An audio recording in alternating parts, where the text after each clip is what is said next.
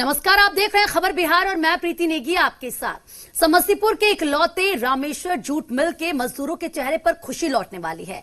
उद्योग मंत्री महेश्वर हजारी की घोषणा के बाद पिछले 3 वर्षों से बंद पड़े इस जूट मिल के खुलने की खबर से मिल मजदूरों में खुशी है। मिल चालू होने से लगभग 4000 मजदूरों को फायदा मिलेगा।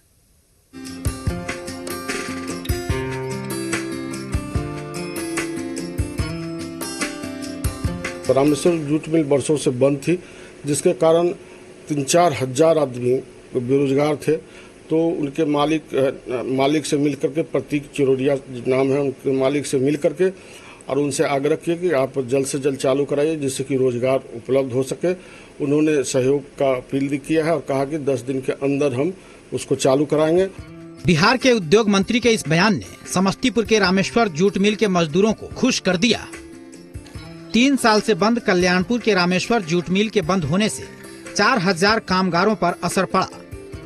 एक झटके में सभी बेरोजगार हो गए, लेकिन अब राज्य सरकार ने एक उम्मीद जगाई है। परेशानी नहीं है, परेशानी है, पानी नहीं मिल रहा है, खाना मिल रहा है, बाल बच्चा बउआता है, पढ़ाई लिखाई बंद है, हर चीज की दिक्कत हो रहा है यहाँ पर। 6 जुलाई को ये जूट मिल बंद हुआ है। इससे पहले भी प्रिंस राज जी जो है विधानसभा इलेक्शन में मिल चालू करवाए थे। 6 दिन के लिए मिल चालू हुआ, उसके बाद फिर जो लॉक लगा उसके बाद लॉक खुला नहीं।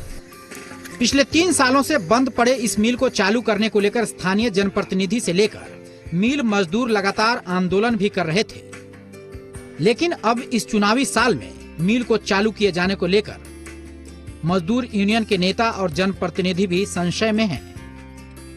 10 दिन के अंदर उन्होंने कहा है। मालिक भी यहाँ का प्रबंधन जो आए हैं लखीनाथ जी, वो भी बोले हैं कि 1 सप्ताह में बिजली का कार्य समाप्त हो जाता है तो हम मिल को चालू करेंगे। 2 महीना के बाद खुल रही है। लोगों में बहुत अपार खुशी है। सबसे ज्यादा खुशी तो मजदूरों का है, जो 5000 इसमें मजदूर काम करते थे। दरअसल मिल के बंद होने को लेकर प्रबंधन की अपनी दलील है। दलील ये कि आगजनी की वजह से मिल को नुकसान हुआ, लेकिन अब फिर से मिल चालू करने का फैसला किया गया है। ये मिल हम लोग परसों से मेंटेनेंस चालू करेंगे, परसों नोटिस लगाएंगे, तुरंत मेंटेनेंस चालू करेंगे। 25 दिन के अंदर 20 दिन के अंदर हम लोग धीरे धीरे प्रोडक्शन स्टार्ट कर देंगे। चुनावी मौसम में सरकार ने घोषणा कर दी है, जिससे मिल मजदूर खुश हैं, लेकिन शंका भी है कि कहीं ये चुनावी जुमला न साबित हो। मंत्री के इस घोषणा से मिल मजदूरों में खुशी तो है, लेकिन उन्हें भरोसा नहीं कि मिल फिर से चालू हो पाएगा। ऐसे में अब देखना है कि मिल प्रबंधन और सरकार की ये पहल मजदूरों को कितनी राहत दे पाती है। संजीव नैपुरी, जी मीडिया, समस्तीपुर। बांका का लाइफलाइन कहे जाने वाला चांदन पुल का आज शिलान्यास किया गया। अगले 20 दिन में डायवर्जन का काम पूरा हो जाएगा। डायवर्जन का काम शुरू हो गया है। इसमें करीब 2 करोड़ की लागत आएगी, जबकि क्षतिग्रस्त चांदन पुल को निर्माण में कुल 598 करोड़ की राशि खर्च होगी। आपको बता दें कि चांदन पुल का शिलान्यास पथ निर्माण मंत्री नंद किशोर यादव ने वीडियो कॉन्फ्रेंसिंग के जरिए किया। डायवर्सन का काम तो मैंने 1 महीने का समय दिया था अधिकारियों, लेकिन अधिकारियों ने बताया कि 20 दिन में बना देंगे और गाड़ी चलने लगेगी और पुल 1 वर्ष के अंदर तैयार हो जाएगा। और जितनी बात हमने कहा उससे ज्यादा बात तो विभाग ने और विभाग के मंत्री ने लगातार आपके सामने रखने का काम किया है। क्या बिहार को 1.25 लाख करोड़ का पैकेज मिल गया है? ये सवाल इसीलिए क्योंकि बेगूसराय में बीजेपी सांसद गिरिराज सिंह ने दावा किया है कि पीएम ने जो वादा किया था वो पूरा हो गया है और उनके इस दावे के साथ बीजेपी और जेडीयू दोनों खड़ी हैं, लेकिन विपक्ष को इस दावे पर यकीन नहीं है, जिससे लेकर अब सियासत भी शुरू हो गई है। संभव है चुनाव में इसे मुद्दा बनाया जाएगा। 2015 का वादा और 2020 की सियासत, 1.25 लाख करोड़ के पैकेज पर पॉलिटिक्स, बीजेपी का दावा, पीएम मोदी का वादा पूरा हुआ। दिल्ली सरकार 1.25 लाख करोड़ रुपए का 2015 में पीएम मोदी ने बिहार के भोजपुर में जिस अंदाज में ऐलान किया था, उसी अंदाज में अब 2020 में सियासत शुरू हो गई है। बेगूसराय से सांसद गिरिराज सिंह दावा कर रहे हैं कि जो वादा पीएम ने किया वो पूरा कर दिया गया है। मान्यवर देश के प्रधानमंत्री नरेंद्र मोदी जो 2015 में भोजपुर आए थे, 1.25 लाख करोड़ रुपए का पैकेज की घोषणा की थी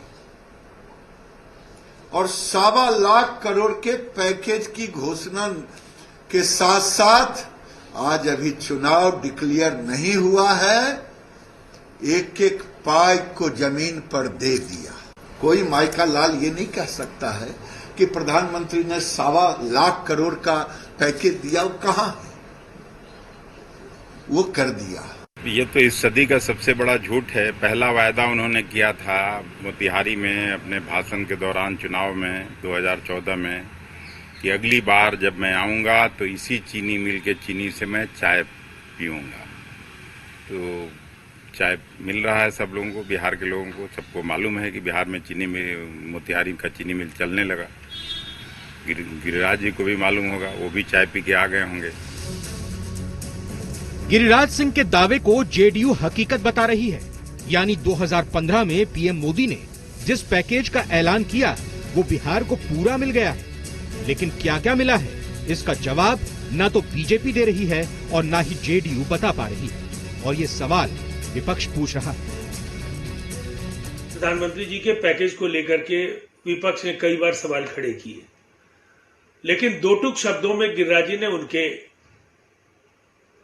बयानों का काफी साफ जवाब दे दिया है। मैं तो सीधे ये कहता हूं कि जरा बिहार की जनता से आपके पास कैमरा है, माइक है, जरा कोसी में, मगध में, चंपारण में लोगों से पूछ लीजिए कि उनकी जिंदगियों में क्या हो रहा है, किस तरह का कोहराम मचा हुआ है। सारी हकीकत 1 लाख करोड़ की ना हवा में काफूर हो जाएगी।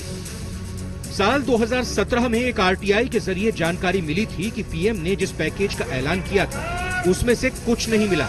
अब सवाल ये उठता है कि 2017 के बाद इन 3 सालों में बिहार को पैकेज मिल गया है, तो जेडीयू की नेतृत्व वाली सरकार को आंकड़े जारी कर विपक्ष की बोलती को बंद कर देना चाहिए, नहीं तो फिर जनता सवाल पूछती रहेगी। दिल्ली से नेहा के साथ शैलेंद्र, जी मीडिया, पटना।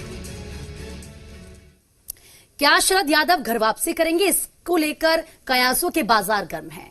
कहा यह जा रहा है कि शरद यादव फिर से जेडीयू में शामिल हो सकते हैं। हालांकि खुद शरद यादव ने इसकी पुष्टि नहीं की है, लेकिन सियासी गलियारों में इसकी खूब चर्चा हो रही है। उधर आरजेडी ने इसे महज अफवाह बताया है।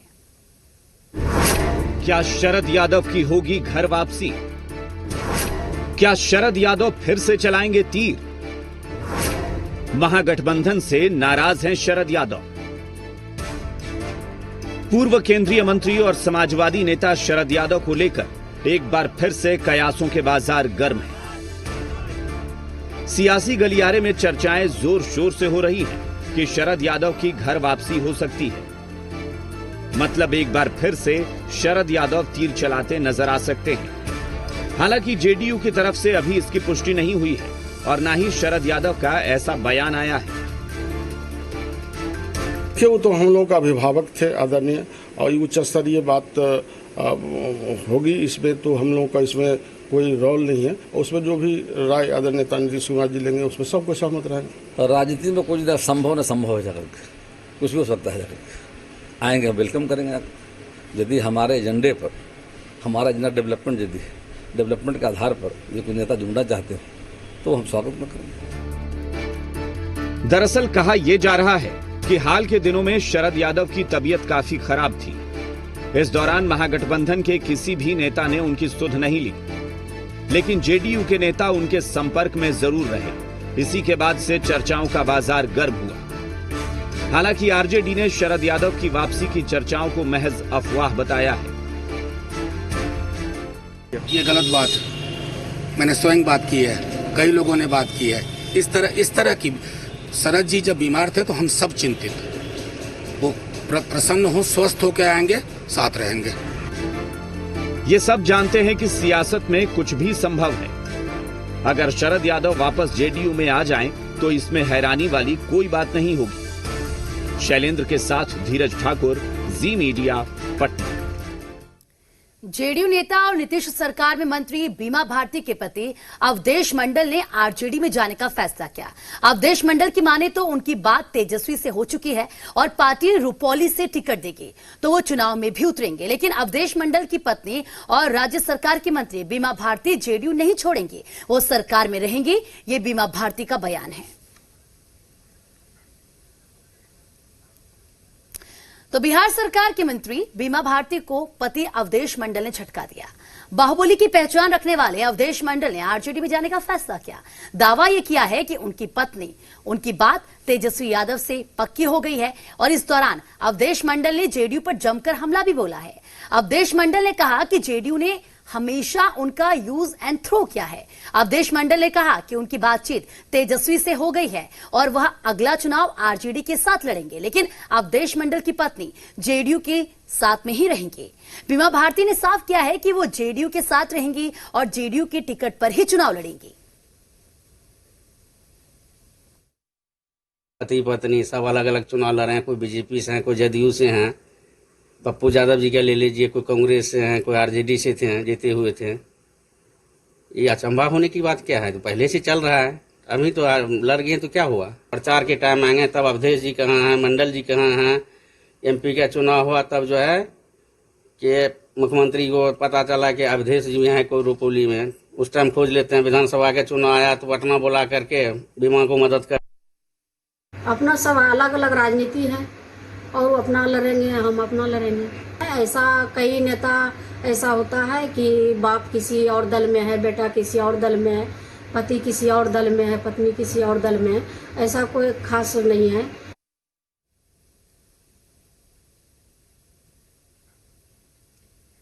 और चलिए अब बात गोपालगंज की कर लेते हैं। गोपालगंज के कुचाई कोट से विधायक अमरेंद्र पांडे बाढ़ प्रभावित इलाकों का दौरा किया। अपने विधानसभा क्षेत्र के कटाव वाले इलाके में जाकर हालात को देखा। इस दौरान विधायक अमरेंद्र पांडे ने कहा कि जिस तरह से बांध के जरिए बाढ़ की समस्या का निदान किया गया है, उसी तरह से कटाव की समस्या को भी दूर किया जाएगा।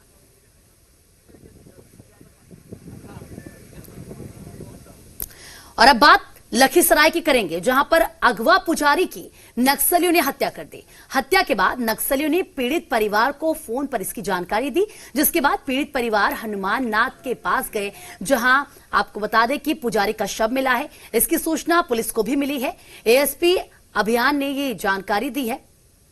पुजारी की हत्या कर दी गई। आपको ये बता दें कि 22 अगस्त को नक्सलियों ने पूजा के दौरान पुजारी नीरज झा को अगवा कर लिया और फिर नीरज झा के परिजनों से फिरौती की डिमांड की। इसकी जानकारी पुलिस को भी दी गई। तो पहले पुलिस ने अगवा किए जाने की घटना से इनकार किया, लेकिन जब मामला बढ़ा तो पुलिस ने नीरज झा की तलाश के लिए ऑपरेशन चलाया, लेकिन नतीजा कुछ भी नहीं निकला। अब नक्सलियों ने पुजारी नीरज झा की हत्या कर दी। ये एक बहुत कायरतापूर्ण कार्रवाई है। इस तरह से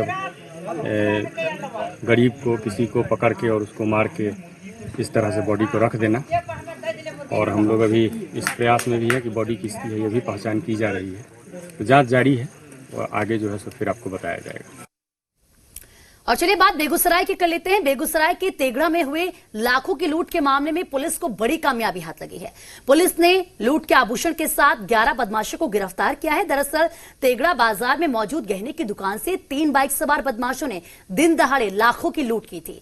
इस मामले में पुलिस ने अलग अलग जगहों से लूट में शामिल 11 बदमाशों को गिरफ्तार किया। गिरफ्तार बदमाशों के पास से पुलिस ने 3 किलो 489 ग्राम सोने के गहने, 1.5 किलो चांदी, 1 पिस्टल, 5 देसी कट्टा, 15 जिंदा कारतूस और 11 मोबाइल, 1 बोलेरो गाड़ी और वारदात के दौरान इस्तेमाल किया गया कपड़ा भी बरामद किया है। लूट की इस वारदात को लेकर पीड़ित सराफा कारोबारी ने 2 किलो 600 ग्राम सोने के गहने की लूट की प्राथमिकी दर्ज कराई थी। पूछताछ के दौरान अपराधियों ने माना कि कोई और लूट की घटना को उन्होंने अंजाम दिया था। फिलहाल पुलिस इस केस को सुलझाने के बाद राहत की सांस ले रही है। राजलक्ष्मी स्वर्णाभूषण दुकान से डकैती हुई थी कुछ स्वर्णाभूषणों की, जिसके भेदन के लिए, छापेमारी के लिए और गिरफ्तारी के लिए और बरामदगी के लिए एक विशेष टीम का गठन किया गया था। इस टीम ने टेक्निकल और मैनुअल दोनों इंटेलिजेंस के आधार पर बहुत ही तीव्र गति से इस कांड का न सिर्फ उद्भेदन किया, लेकिन इस कांड में संलिप्त कुल 11 अपराधी और लूटी की जितनी सामग्री थी उसकी बरामदगी भी कर ली। और मोतिहारी के तुरकोलिया में अपराधी दिन दहाड़े पिस्टल लहरा रहे हैं। अब हम आपको एक तस्वीर दिखा रहे हैं जिसमें साफ तौर पर यह देखा जा सकता है कि कैसे बाइक सवार युवक पिस्टल लहरा रहा है। बाइक पर सवार 2 युवक तुरकोलिया थाना के बोरिंग चौक पर एक डॉक्टर के क्लिनिक के बाहर गाड़ी से उतरते हुए दिखाई दे रहे हैं। बाइक पर बैठा युवक के हाथों में पिस्टल है। इस घटना को लेकर तुरकोलिया थाने में बकायदा 26 अगस्त को लिखित आवेदन भी दिया गया, लेकिन अभी तक अपराधियों को पकड़ा ना तो काफी दूर की बात है, एफआईआर तक दर्ज करना यहां पर मुनासिब नहीं समझा गया है। पुलिस की कार्रवाई नहीं करने पर यह वीडियो वायरल कर दिया गया है। हालांकि जब इसकी जानकारी एसपी के पास पहुंची तब जाकर थाना अध्यक्ष को एफआईआर दर्ज करने का आदेश दिया गया। तुरकोलिया में जो ये मामला सामने आया है उसके संबंध में एफआईआर करने का निर्देश दिया गया और हम लोग जल्दी ही इसको गिरफ्तार करके हम लोगों को जेल के अंदर भेज देंगे। सर 5 दिन हो गया आवेदन दिए हुए, क्या सब चिन्हित किया जा सका है? जो ऑडियो में उसका नाम पता सब कुछ चिन्हित है, हमने भी पता कर लिया है। जल्दी ये वीडियो मुझे प्राप्त हुआ, जो टीम थी उसको लगा दिया गया इसके अपराधियों का पता करने के लिए। और बांका में पुलिस प्रशासन के खिलाफ ग्रामीणों ने जमकर प्रदर्शन किया। दरअसल खडियारा गांव के कुछ लड़कों ने शकरपुर गांव में बमबाजी की, जिनमें से एक लड़के को पकड़कर ग्रामीणों ने पुलिस के हवाले कर दिया। ग्रामीणों का यह आरोप है कि पुलिस ने लेन देन का कर आरोपी को छोड़ दिया है और इसी के विरोध में शंकरपुर के लोगों ने बांका ढाका मोड़ मुख्य मार्ग जमकर हंगामा किया। जरा तस्वीरें आप देखिए किस तरीके से यहाँ पर हंगामा किया गया है, टायर भी जलाया गया है। जानकारी मिलने पर बीडीओ और सीओ पुलिस बल के साथ मौके पर पहुंचे और मामले को शांत कराने की कोशिश की गई। सर, हम लोग एक अपराधी को जो बमबाजी करने वाला व्यक्ति था, बमबाजी किया, घटना किया और उसमें से हम लोग एक अपराधी को पकड़े। अपराधी को पकड़ने के बाद प्रशासन को हम लोग ने सूचित किया, प्रशासन भी आए और उसके बाद जो है प्रशासन को जब उसको दिए तो बोला कि हम लोग कार्रवाई करेंगे। और अब बात बेतिया की करेंगे। बेतिया में 22 अगस्त को एक लाश मिली थी। लाश की शिनाख्त कर परिजनों ने हत्या का आरोप लगाया। जिस तरह से हत्या की गई थी उसे देखकर इलाके में तनाव फैल गया। मामला जमीन विवाद से जुड़ा हुआ बताया जा रहा है, लेकिन अब पुलिस ने उस मुर्दे शख्स को जिंदा पकड़ लिया। जी हां, जिसे मरा हुआ समझा जा रहा था उसे दिल्ली से जिंदा पकड़ा गया। आप हैरान हो जाएंगे। साथ ही पुलिस ने कार्रवाई करते हुए 4 लोगों को भी गिरफ्तार किया है। जिसे मृत माना गया वो जिंदा निकला। पुलिस ने मृत खालिद को दिल्ली से पकड़ा। तो फिर 22 अगस्त को किसकी लाश मिली? ये 23 अगस्त की तस्वीर है। बेतिया के लालू नगर में 3 टुकड़ों में शव मिला। इलाके में तनाव हो गया। शव की पहचान खालिद के तौर पर हुई। पहचान कोई और नहीं, खालिद के पिता ने की, लेकिन वही खालिद दिल्ली से जिंदा पकड़ा। पता चला कि वो दिल्ली में छुपा हुआ है। घटना होने के पश्चात एक टीम को दिल्ली भेजा गया और दिल्ली से उसकी जो है बरामदगी कर करके हमको लेकर के आए हैं। तो मृतक जो है इस कांड का वो जीवित है। पुलिस ने इस मामले में 4 लोगों को गिरफ्तार किया, लेकिन अभी तक ये साफ नहीं हुआ है कि जो लाश 22 अगस्त की रात को मिली वो किसकी है।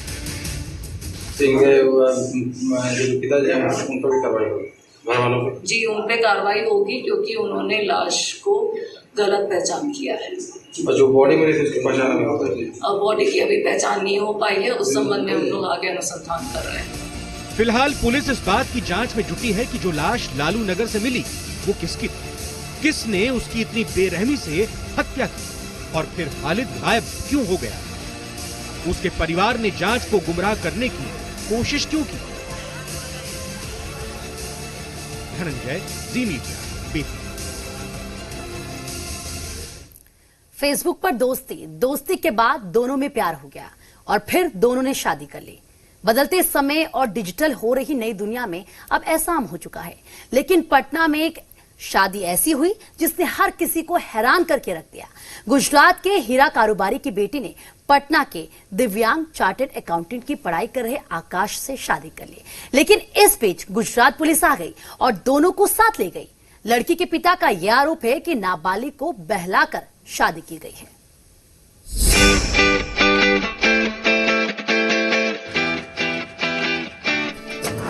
फेसबुक पर दोस्ती, फिर हो गया प्यार। दिव्यांग से शादी करने पटना पहुंची युवती। आशीर्वाद से पहले हिरासत में पहुंचे दोनों। इस कहानी में प्यार है, शादी है, इमोशन है और ट्रेजेडी भी है। गुजरात के हीरा कारोबारी की बेटी तान्या को फेसबुक पर पटना के आकाश के साथ दोस्ती हुई और दोस्ती प्यार में बदल गई, जिसके बाद तान्या 27 अगस्त को गुजरात से भागकर पटना पहुंची और 30 अगस्त की रात को एग्जीबिशन रोड में मौजूद एक मंदिर में शादी कर ली। ये सब फेसबुक के थ्रू हुआ। फेसबुक पे हम लोग एक फ्रेंड के थ्रू मिले, बात हुई, नंबर एक्सचेंज हुआ, प्यार हुआ और फिर मैं यहाँ आ गई। ये सब बात मुझे इसके पैर के प्रॉब्लम के बारे में पता था, इसने मुझे सब बता दिया था। मेरी सास, मेरे ससुर, मेरी सबसे बात हुई थी शादी के पहले। शादी के बाद प्रेमी जोड़ा आशीर्वाद लेता, उससे पहले वहाँ पटना और गुजरात की पुलिस पहुँच गयी। साथ में तान्या के पिता भी पहुंच गए। गुजरात के हीरा कारोबारी का आरोप है कि उनकी बेटी नाबालिग है और आकाश उसे झांसे में लेकर शादी करना चाहता है, लेकिन तान्या किसी की बात सुनने को तैयार नहीं हुई। घंटों तक हाई वोल्टेज ड्रामा चलता रहा।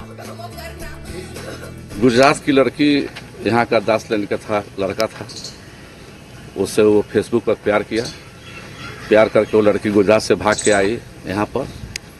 गुजरात पुलिस भी यहाँ पर आई हुई थी, जिसको हमने तो सहयोग करके लड़की को रिकवरी करके पुनः उसको गुजरात पुलिस को हमने सुपुर्द कर दिया, जो गुजरात पुलिस अपने गुजरात लेके चले गई लड़की। आखिरकार गुजरात पुलिस आकाश और तान्या को लेकर गुजरात लौट गई। पटना पुलिस ने बताया कि गुजरात अंकलेश्वर के स्थानीय थाने में आकाश पर लड़की को भगाने का केस दर्ज हुआ था। संजय के साथ ब्यूरो रिपोर्ट, जी मीडिया, पटना। और अब एक दुख भरी खबर। प्रणब दा हमारे बीच नहीं रहे। पूर्व राष्ट्रपति प्रणब मुखर्जी के बेटे अभिजीत मुखर्जी ने ट्वीट कर देश को ये जानकारी दी।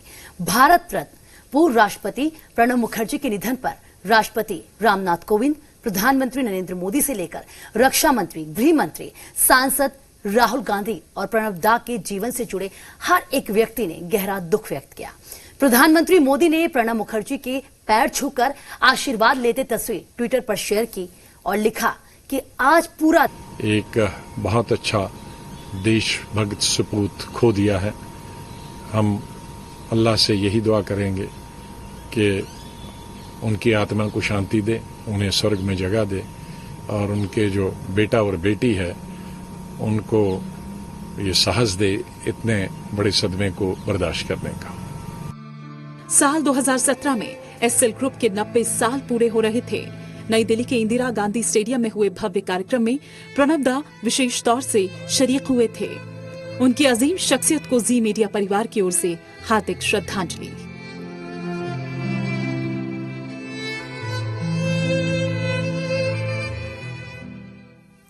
और खबर बिहार में फिलहाल इतना ही, लेकिन खबरों का सिलसिला लगातार जारी, बने रहे हमारे साथ।